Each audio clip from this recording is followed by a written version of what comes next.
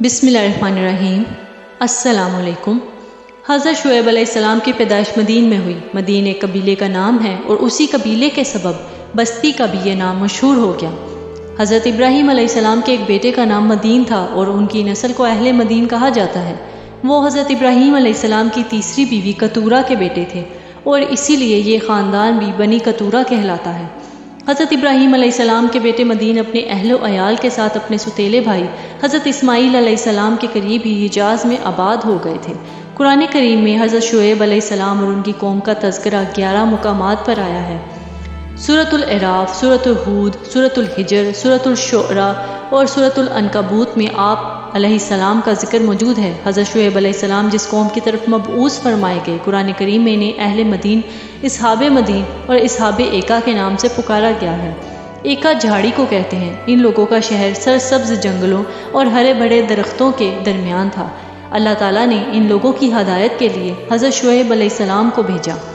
مدین متمدن اور شہری قبیلہ تھا اور اصحاب ایکا دیہاتی قبیلہ تھا۔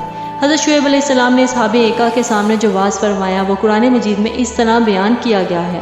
آپ علیہ السلام نے فرمایا، ترجمہ: کیا ڈرتے نہیں؟ بے شک میں تمہارے لیے اللہ کا امانت دار رسول ہوں، تو اللہ سے ڈرو اور میرا حکم مانو، اور میں اس پر کچھ تم سے اجرت نہیں مانگتا۔ میرا اجر تو اسی پر ہے جو سارے جہان کا رب ہے۔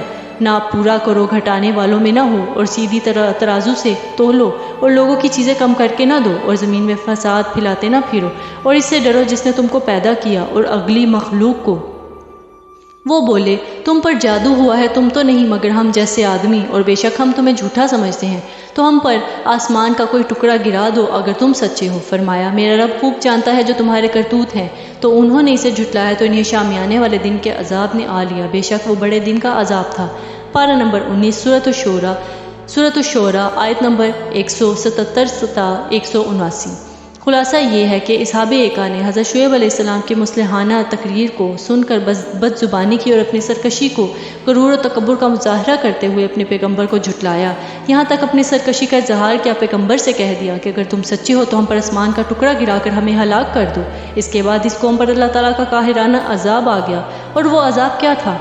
حدیث شریف میں آیا ہے کہ اللہ تعالیٰ نے ان لوگوں پر جہنم کا ایک دروازہ کھول دیا، جس سے پوری آبادی میں شدید گرمی اور لو کی حرارت و تپش پھیل گئی، اور بستی والوں کا دم گھٹنے لگا تو وہ لوگ اپنے گھروں میں گھسنے لگے اور اپنے اوپر پانی کا چھڑکاؤ کرنے لگے، مگر پانی اور سائے سے بھی انہیں کوئی چین اور سکون نہیں ملتا تھا، اور گرمی کی تپش سے ان کے بدن جھلسے جا رہے تھے۔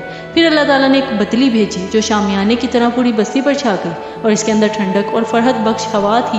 یہ دیکھ کر سب گھروں سے نکل کر اس بدلی کے شامیانے میں آ گئے۔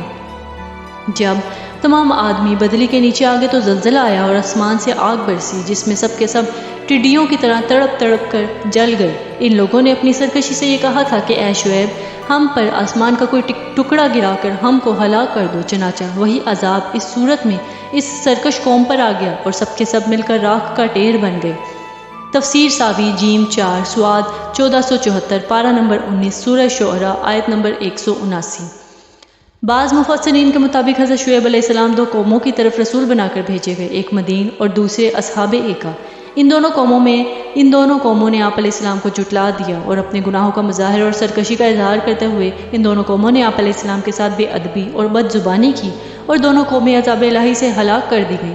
اصحاب مدین پر تو یہ عذاب آیا کہ حضرت جبرائیل علیہ السلام کی چیخ اور چنگھاڑ کی ہولناک آواز سے زمین دہل گئی، اور لوگوں کے دل خوف و دہشت سے پھٹ گئے اور سب موت کے گھاٹ اتر گئے۔ اللہ تعالیٰ ہمیں اپنی نافرمانی سے بچائے، آمین۔ بہت شکریہ۔